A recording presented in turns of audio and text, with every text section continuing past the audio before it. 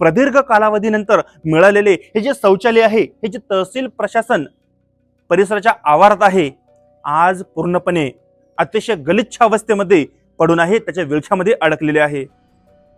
अगदी 2 किंवा 3 महिने झाले असावे हे बाथरूम या ठिकाणी बांधलेले आहे, परंतु आजची स्थिती अशी आहे की त्या ठिकाणी आतमध्ये जाणेही अवघड आहे. मग बाथरूम आणि शौचालय ह्या गोष्टी दूरच्याच. आता महत्वाचं म्हणजे शासनामार्फत स्वच्छ भारत सुंदर भारत या अनुषंगाने मोठ्या प्रमाणावर उपाययोजना राबविल्या जातात आणि तशा प्रकारे खर्चही केला जातो. आणि त्याच खर्चामधून आपण असं समजू की हे जे स्वच्छतागृह या ठिकाणी बांधण्यात आलेले आहे.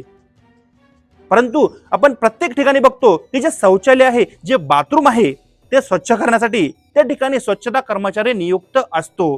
परंतु सर्वात महत्वाचा प्रश्न, या ठिकाणी स्वच्छता कर्मचारी नियुक्त केलेला आहे किंवा नाही, हाच मोठा प्रश्न.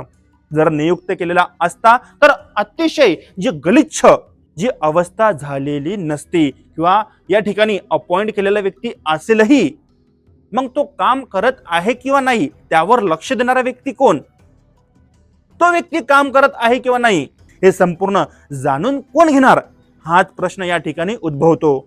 आपल्या पुसद मतदारसंघामध्ये एकूण 120 गावं येतात.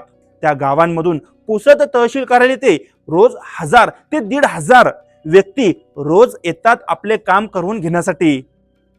यापूर्वी या ठिकाणी कोणत्याही प्रकारचे शौचालय किंवा बाथरूमची सुविधा उपलब्ध नव्हती. नंतर तहसील प्रशासनाच्या माध्यमातून या ठिकाणी हे स्वच्छतागृह उभारण्यात आलं. परंतु अगदी 2 किंवा 3 महिन्याच्या अंतराने या ठिकाणी आतमध्ये पाय ठेवणेही अवघड झालेले आहे. परिणामी या ठिकाणी आलेले व्यक्ती काय करतात, तर हे जे बाजूचा आवार आहे, याच ठिकाणी जे बाथरूम आहे ते त्यांना नाईलाजावस्था करावी लागते.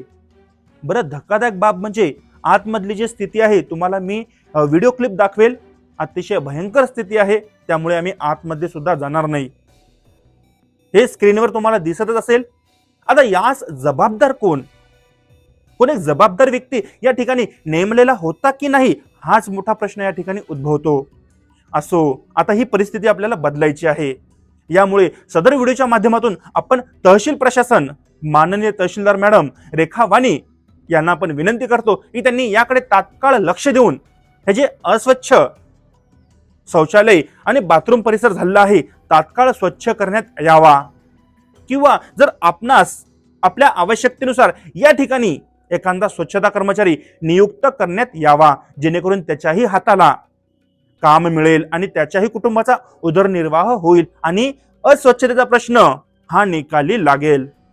आता बघू या विषयाच्या अनुषंगाने माननीय तहसीलदार मॅडम हे काय पाऊल उचलतात.